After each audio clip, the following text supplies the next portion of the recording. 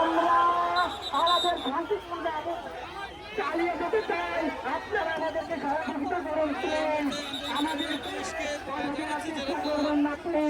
আমরা শিক্ষক, আমরা আমাদের ন্যায্য অধিকার নিয়ে ক্লাস শুরু হয়ে যেতে চাই। আমাদেরকে সহযোগিতা করেন, আমরা আমাদের ন্যায্য অধিকার পেলেই আমরা ঘরে ফিরে যাব। আমরা রাজপথে থাকতে চাই।